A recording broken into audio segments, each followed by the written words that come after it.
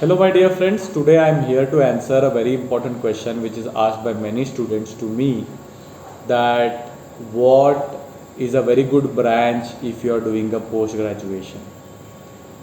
Now, there are confusion here mostly when you have a lot of options with you, because if you don't have much options then you will have to settle with something. But my advice for everyone would be that if you are preparing for the MDS entrance, then your aim should be always high in and the aim should be always to get a very good rank, even though whether you are financially stable or no, because you may never know, you may end up getting a very good government seat if you really work hard.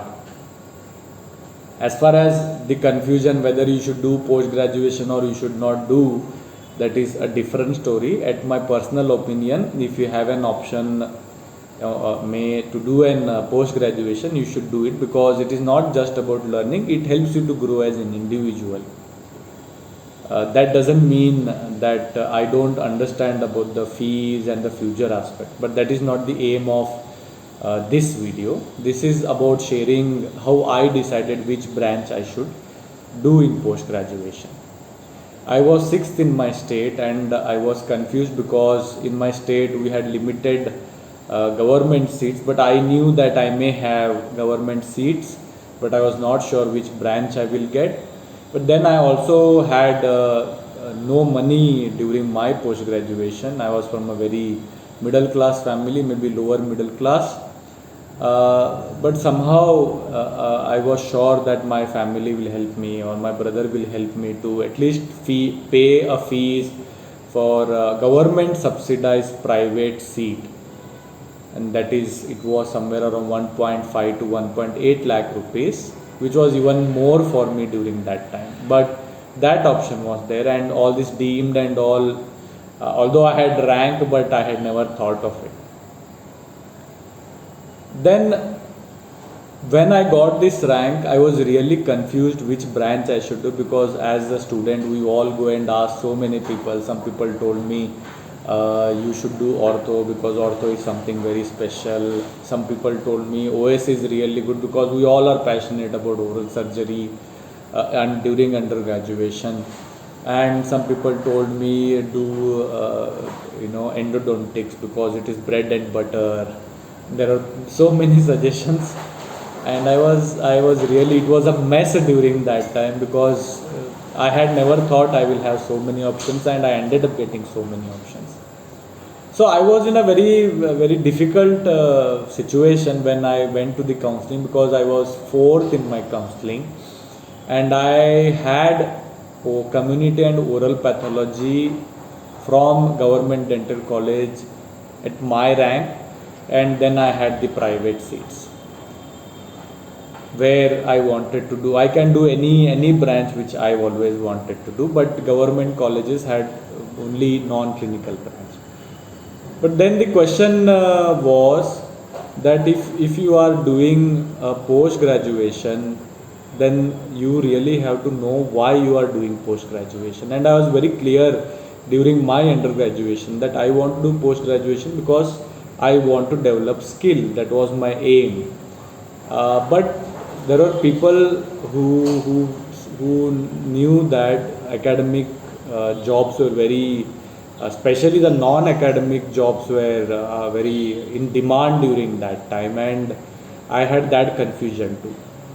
So when I had an option of community and oral pathology from government dental college, and which was at a very low fee with stipend, and I had a private seat with little higher fees, but fees was very high considering my situation, financial situation. But I did take the endo because I, deep down my heart, I always knew I liked the sound of erotor and the restoration, and I was passionate about it. So I did that, and when I came back to my town, there are many people who said, it's a wrong decision what you have done, because you left community and oral pathology, which has a very high paying job during that time, academic job, and but I was very happy with my decision, because I wanted to develop skill, and that's why I took the cons and endo, and I was passionate about it. Looking down the memory lane now, I feel I did a very good decision, that I took a branch which I always liked, because I enjoy working, and now the academic jobs are not as much as what we used to have, especially for even clinical and non-clinical branches. So by doing a clinical branch, you can always be self independent in your clinical practice. But moreover, doing a branch which you always like will always help you, because dentistry tends to become boring over a period of time, and if you are doing something which you don't like, it will become boring very soon. Doing a branch which you are passionate about is really important. Of course, you can always judge. Sometimes what happens, you are passionate about a very important branch, very maybe one single branch.